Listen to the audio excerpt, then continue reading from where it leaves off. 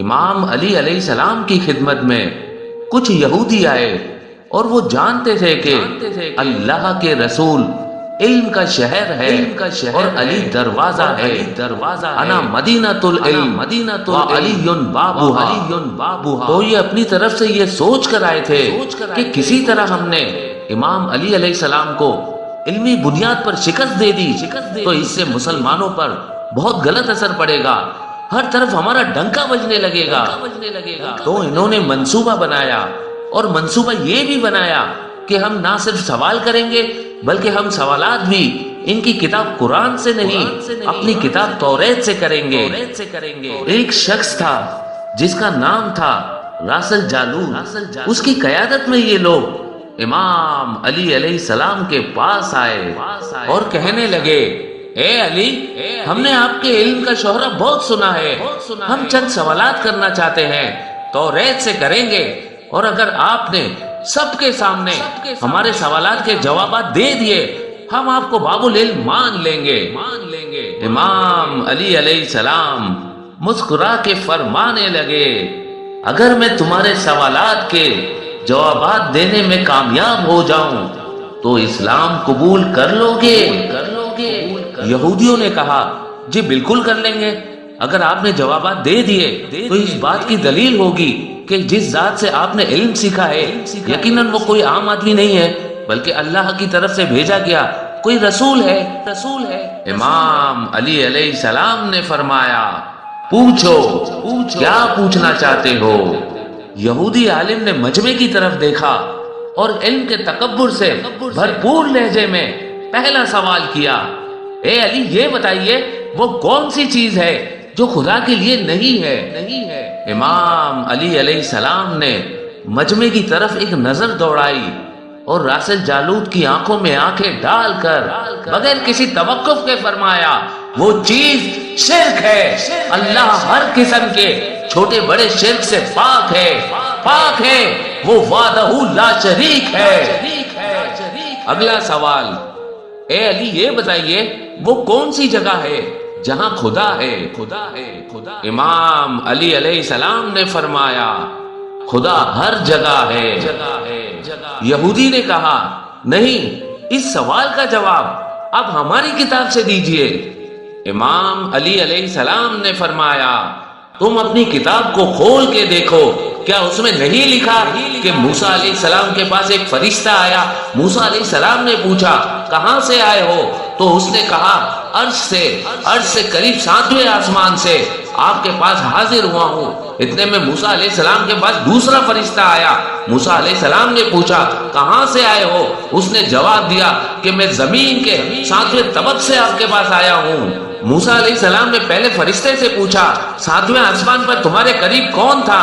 پہلے فرشتے نے جواب دیا، میرے قریب میرا رب تھا۔ پھر موسیٰ علیہ السلام نے دوسرے فرشتے سے پوچھا کہ تمہارے قریب کون تھا؟ دوسرے فرشتے نے جواب دیا، میرے قریب میرا خدا تھا۔ بس معلوم ہوا بلندیوں کی انتہا ہو یا پستیوں کی جگہ، خدا بندے تعالیٰ ہر جگہ قریب اور موجود ہے۔ پاک و منزہ ہے وہ ذات جو کائنات کے ذرے ذرے میں ہے۔ اب یہ سننا تھا کہ یہودی اور مجمع سب امام علی علیہ السلام کی طرف دیکھنے لگے۔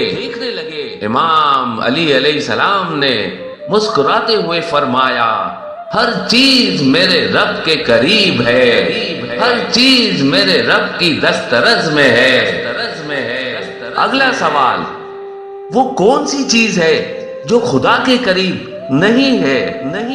امام علی علیہ السلام نے فرمایا، اللہ سراپا حمد ہے، اس سے کوئی بات منسوب کی ہی نہیں جا سکتی، وہ ہر برائی، ہر عیب، ہر خطا سے پاک ہے۔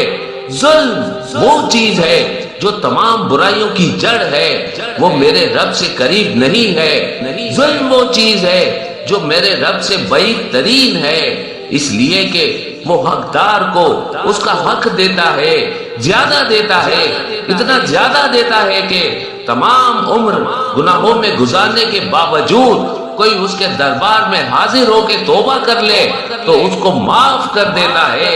ظلم میرے رب سے قریب نہیں ہے، بہت دور ہے۔ راسل جالود نے پے در پہ شکست کھانے کے بعد اپنے سوالات بدلے۔ اب یہ علمی کے بجائے تاریخی سوالات کی طرف اپنا منہ موڑنے لگا۔ بڑے تکبر سے کہا، اچھا یہ بتائیے، وہ چشمہ بتائیے جو زمین پر پہلی مرتبہ جاری ہوا۔ امام علی علیہ السلام نے مسکراتے ہوئے فرمایا، اس کو چھوڑو، پہلے یہ بتاؤ کہ تمہارے دل میں کیا ہے۔ تمہارے دل میں یہ نہیں ہے کہ وہ چشمہ بیت المقدس کی ایک چٹان کے نیچے ہے؟ راسل جالوب حیران ہو گیا، منہ سے بے اختیار ہاں نکل گیا۔ تب امام علی علیہ السلام نے فرمایا، آج اپنی اصلاح کر لو، پہلا چشمہ وہ نہیں ہے جس کے بارے میں تم لوگ جانتے ہو، بلکہ پہلا چشمہ وہ ہے جس سے حضرت خضر نے پانی پیا، اور یہی وہ چشمہ ہے کہ جس سے آب حیات جاری ہے۔ پھر اس نے ایک اور تاریخی سوال کیا، اے علی یہ بتائیے وہ کون سا پہلا پتھر ہے جو آسمان سے اتارا گیا؟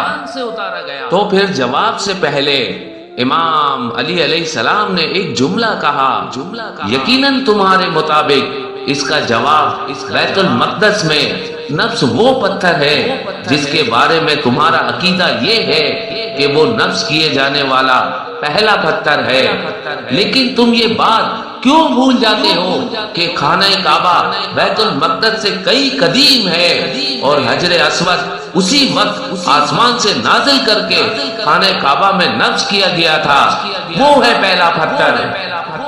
اب یہ بھوکلا سے گئے کہ ہم تو سوال کے جواب پوچھنے آئے تھے۔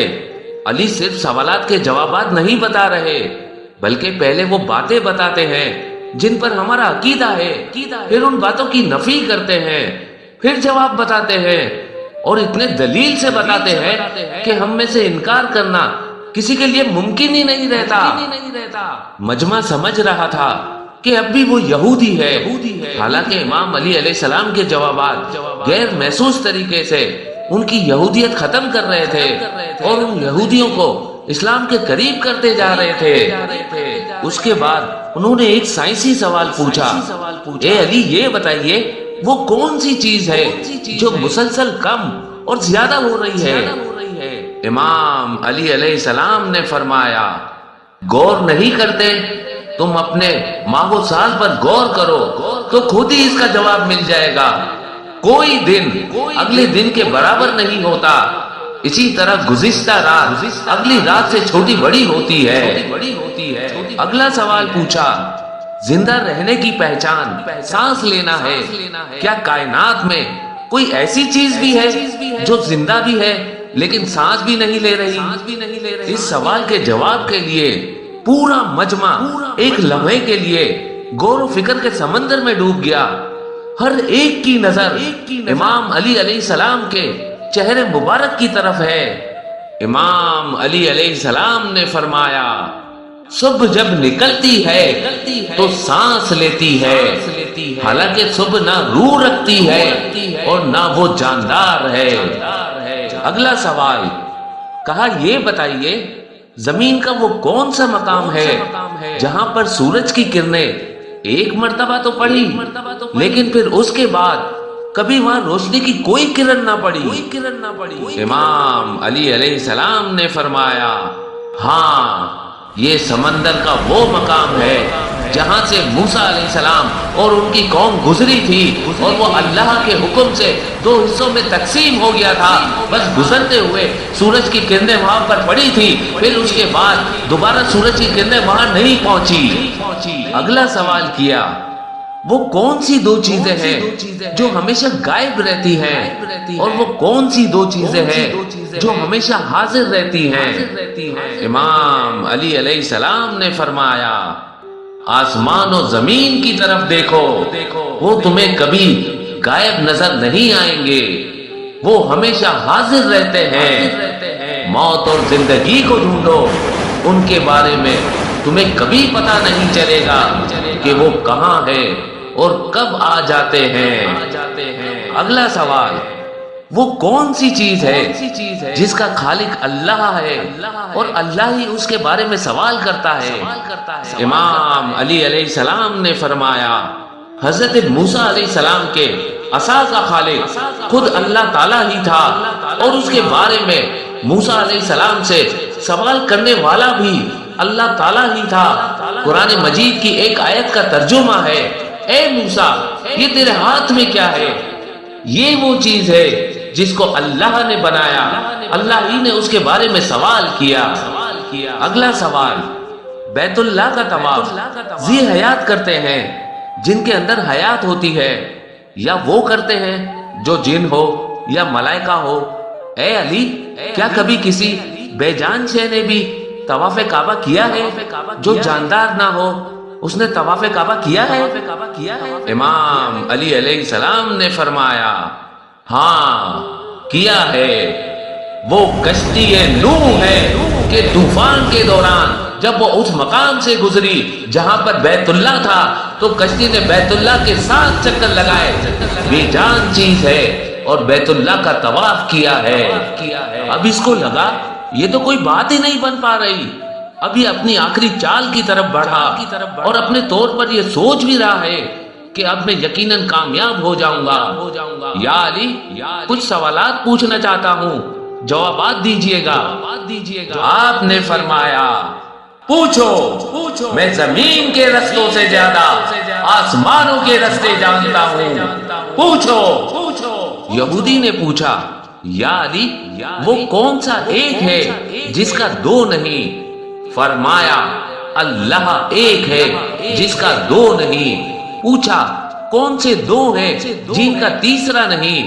فرمایا دن اور رات دو ہیں، ان کا تیسرا نہیں۔ پوچھا وہ کون سے تین ہیں جس کا چوتھا نہیں؟ فرمایا لو قلم کرسی تین ہے، ان کا چوتھا نہیں۔ پوچھا کون سے چار ہیں جن کا پانچواں نہیں؟ فرمایا توریت، زبور، انجیل، قرآن مجید چار ہیں، ان کا پانچواں نہیں۔ پوچھا کون سے پانچ ہیں جن کا چھٹا نہیں؟ فرمایا پانچ نمازیں فجر، ظہر، عصر، مغرب، عشاء پانچ ہیں، ان کا چھٹا نہیں۔ پوچھا چھ بتائیے جن کا ساتواں نہیں؟ فرمایا زمین و آسمان 6 دن میں پیدا ہوئے، ان کا ساتواں نہیں۔ پوچھا وہ 7 بتائیے جن کا 8واں نہیں؟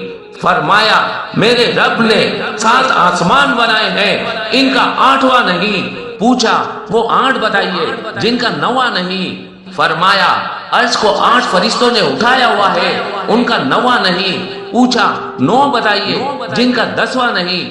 فرمایا اللہ نے فرمایا حضرت صالح کی قوم میں 9 بڑے کافر سردار تھے، ان کا 10واں نہیں۔ پوچھا 10 بتائیے جن کا 11واں نہیں؟ فرمایا حج کے موقع پر قربانی نہ ہو، 7 روزے حرم میں 3 روزے گھر پر رکھنے کا حکم ہے، یہ ہو گئے 10، یہ 10 ہیں، ان کا 11واں نہیں۔ پوچھا وہ 12 بتائیے جن کا 13واں نہیں؟ فرمایا سال کے 12 مہینے ہوتے ہیں، ان کا 13واں نہیں۔ پوچھا وہ 13واں بتائیے جن کا 14واں نہیں؟ فرمایا حضرت یوسف علیہ السلام نے جب خواب میں 11 ستارے سورج اور چاند کو دیکھا، یہ 13 تھے، ان کا 14واں نہیں۔ وہ پوچھتا رہا، امام علی علیہ السلام جواب دیتے رہے، لوگ حیران و پریشان ہوتے رہے۔ اب مجمع کی عجیب و غریب کیفیت ہے، یہ سارا منظر لوگ دیکھ رہے ہیں کہ جتنی تیزی سے سوال نہیں ہو رہے اس سے زیادہ تیزی سے جواب آ رہے ہیں۔ جواب بھی اپنی کتاب سے نہیں آ رہے، توریت سے آ رہے ہیں۔ تب لوگوں میں سے ایک یہودی نے سوال کیا، حضرت دنیا میں ہر آدمی سوچ کر جواب دیتا ہے، آپ ایسے جواب دے رہے ہیں جیسے سارے سوال اور ان کے جوابات آپ کو ازبر ہو، آپ نے سوچے بغیر جواب دے دیے۔ امام علی علیہ السلام نے جواب میں اس سے ایک سوال پوچھ لیا، کہا یہ بتاؤ تیرے ہاتھ میں انگلیاں کتنی ہیں؟ فوراً بولا 5۔ آپ نے فرمایا تو نے بھی تو فوراً سوچے بغیر جواب دے دیا۔ کہا یا علی یہ کیسی بات ہے، مجھے معلوم ہے کہ میرے ہاتھوں کی 5 انگلیاں ہیں۔ امام علی علیہ السلام نے مسکرا کے کہا کہ مجھے بھی یہ سارے علم ایسے ہی ازبر ہیں جیسے تجھے یہ معلوم ہے کہ میرے ہاتھوں میں 5 انگلیاں ہیں۔ اس کے بعد راسل جالود نے آخری 2 سوال کیے، کہا یہ بتائیے آسمان اور جنت کا قفل کیا ہے، تالا کیا ہے؟ آپ نے جواب دیا شرک سے ان کے دروازے بند ہو جاتے ہیں۔ آخری سوال، کہا یہ بتائیے اس تالے کی چابی کیا ہے؟ آپ نے فرمایا میرے مصطفیٰ کا عشق ہے، اس کی چابی عشق کا ابتدائی اظہار کلمے سے ہوتا ہے۔ بس امام علی علیہ السلام نے کلمہ پڑھا، ساتھ ہی کلمے کا سننا تھا۔ یہودی علماء خود رازل جالود نے بے اختیار کلمہ پڑھا، سب کے سب دارہ اسلام میں داخل ہو گئے۔ اللہ کے رسول نے فرمایا انا مدینۃ العلم و علی بابها، میں علم کا شہر ہوں اور علی اس کا دروازہ۔